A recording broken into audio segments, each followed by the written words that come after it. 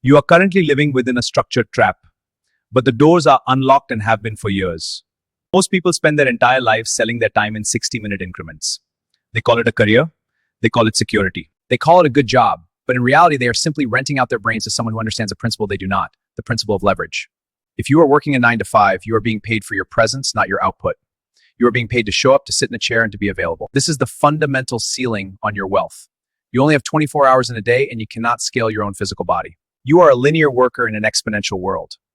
To reach a point where you are generating hundreds of thousands of dollars, not as a salary, but as an asset, you must undergo a total shift in your internal operating system.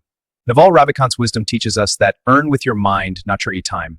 To be the laborer and start being a product. This is the art of productizing yourself. This is the process of finding your specific knowledge, applying accountability, and then attaching the lever of scale. The goal is not to work harder. The world is full of hard workers who are broke and exhausted. The goal is to find the thing that only you can do, or the thing you can do better than anyone else, and then automate the delivery of that value to 1,000 or 100,000 people while you sleep. This is not a dream. It is the new industrial reality of the 21st century. The illusion of the career and the search for specific knowledge. Most people start their journey to wealth by asking the wrong question. They ask, what is the market paying for right now? They look for the trend, the side hustle of the month, the latest dropshipping scheme, or the newest crypto gold rush. But if you are chasing a trend, you are already too late. You are entering a crowded room where the oxygen is already thin. You are competing with the masses on their terms. Instead, you must look inward. Naval says that specific knowledge is found by pursuing your genuine curiosity and passion rather than whatever is hot right now. Specific knowledge is the stuff that feels like play to you, but looks like work to others. It is the intersection of your DNA, your unique upbringing, and your obsession. Think about your 9 to 5. Within that job, there is a narrow slice of what you do that is unique. It isn't the data entry. It isn't the meetings. It isn't the corporate jargon. It is the way you solve a specific kind of conflict. It is the specific way you organize complex information. It is the unique intuition you have developed after 10,000 hours of observation. Specific knowledge cannot be taught in a school. If it can be taught, it can be replaced by someone who just graduated and is willing to work for half your salary. If it can be replaced, you can be paid less. You want to be the only person in the world who does what you do. You want to build what we call a personal monopoly. When you are a monopoly, you are no longer a price taker. You are a price maker. To find this, ask yourself, what was I doing as a child that I could do for hours without getting tired? What do my friends ask me for help with? What is the one thing in my current job that I do better than my boss? Not because I studied it, but because I just see it. Take your 9 to 5 skills and strip away the corporate fluff. What is the core problem you solve? That problem is your seed. You are not an accountant. You are the person who helps creative agencies maximize their cash flow through automated systems. You are not a marketing manager. You are the specialist who turns failing Shopify stores into high conversion machines using psychological triggers. When you define yourself specifically, you remove the competition. There is no one else who is you. The alchemy of turning knowledge into an asset. Once you identify your specific knowledge, you have to package it. This is the stage of productization. This is where most people fail because they lack the courage to stop selling their time. They take their knowledge and they start consulting on the side. They sell their hours to 5 clients instead of 1 boss. That isn't a product. That's just a more stressful, fragmented job. To turn your knowledge into a $200,000 asset, you must detach your income from your time. You must undergo a process of alchemy, turning the lead of manual labor into the gold of digital assets. You must ask yourself, how can I solve this problem once and sell the solution 1,000 times? In the modern age, we have what Naval calls permissionless leverage. In the old world, to get leverage, you needed people to follow you or a bank to give you money. You needed permission from a gatekeeper. In the new world, we have code and media. Code is software. Media is books, videos, podcasts, and digital courses. These are the armies of robots that work for you in the background. They don't complain. They don't ask for raises. They don't need health insurance. They work while you sleep. They work while you eat. And they work while you are busy with your 9 to 5. If you are an accountant, don't just do taxes for one person. Create a system, a guide, or a digital tool that teaches 1,000 entrepreneurs how to optimize their own taxes. If you are a project manager, don't just manage one project. Create a proprietary framework or a Notion template that companies can buy and implement themselves. When you create a digital asset, you have effectively cloned your brain. You have taken your specific knowledge and given it wings. This is how you reach the $200,000 mark while working full-time. You aren't working more hours. You are increasing the value of each hour by distributing the output of that hour to an infinite number of people. Every time you write an email that solves a problem, that email should have been a blog post. Every time you explain a concept to a colleague, that explanation should have been a video. Every time you build a spreadsheet to solve a task, that spreadsheet should have been a product. You are already doing the work. You are just giving the results away for free to a company that owns your time. Stop giving away your leverage. Accountability. Putting your name on the line. You cannot hide behind a corporate logo if you want to be truly wealthy. You must take on accountability. Accountability is the willingness to be judged. It is the willingness to stand in the public square and say, I am the one who knows how to do this. Accountability is a double-edged sword. It means taking the blame when things go wrong, but it also means getting the credit when things go right. Society rewards those who are willing to put their name on the line. In the age of the internet, your name is your most valuable asset. When you productize yourself, you are building a brand around your own identity. This is terrifying for most people. They prefer the anonymity of the cubicle. They like being able to say we instead of I.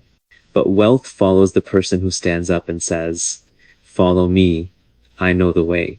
As you build this asset, you are not just selling a product. You are selling your judgment. In an age of infinite leverage, judgment is the most important skill.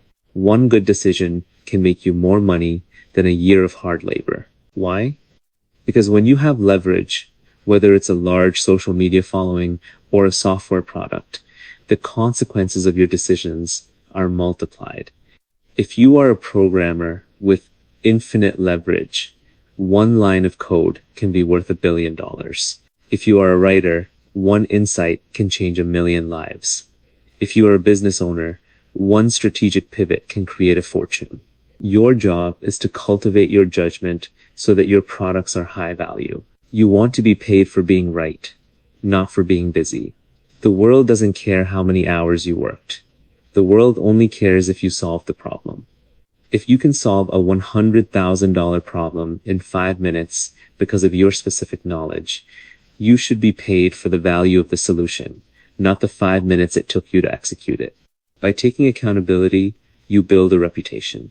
And a reputation is a lead gen machine that never stops. Eventually, you don't even have to look for customers. They find you because your name is synonymous with a specific result. The flywheel of wealth and the escape velocity. Now, let us look at the practical transition. How do you actually do this while holding down a 9 to 5? You do it by understanding the flywheel effect. By day, you work your 9 to 5. You don't resent it. You use it. You use that salary to fund your life and, more importantly, to buy back your time. You don't buy a fancy car to impress people you don't like. You don't buy a bigger house to fill with things you don't need. You buy the freedom to think. You buy the software tools you need. You buy the books that feed your specific knowledge. By night, you are building your asset. You are recording your knowledge. You are writing your specific knowledge into a format that can scale. You are building your army of robots. At first, nothing happens. This is the hardest part. Wealth is the result of compound interest, and compound interest is a backloaded game. In the beginning, the curve is flat. You are working 2 jobs, your 9 to 5 and your asset building. and the money isn't coming in from the side hustle yet. This is the valley of disappointment, where everyone quits. They think they are failing, but they are actually just waiting for the compounding to kick in. But eventually, the robots start working. Someone buys your product at 3 a.m. while you are dreaming. Then 10 people buy it. Then 100.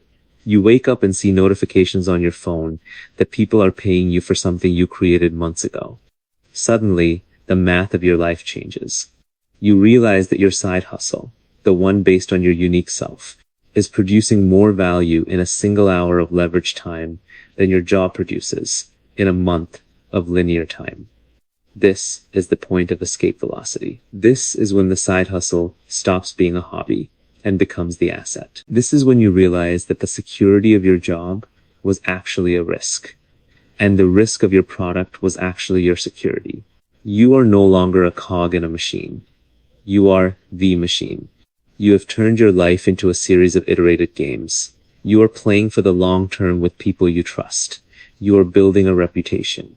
You are becoming a person who can generate wealth at will because you understand the underlying principles of the universe, the psychology of the leveraged individual.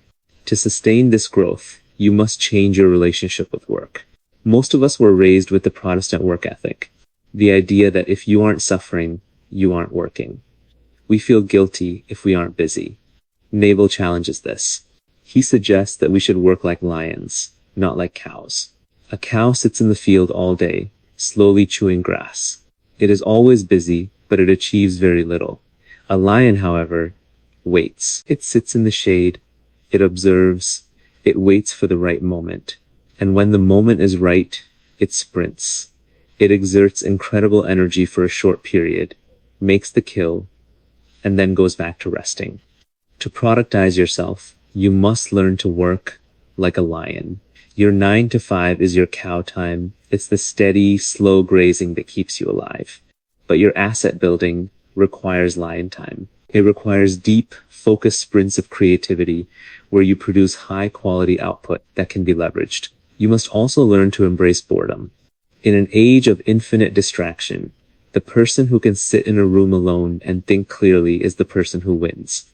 Thinking is the ultimate high-leverage activity.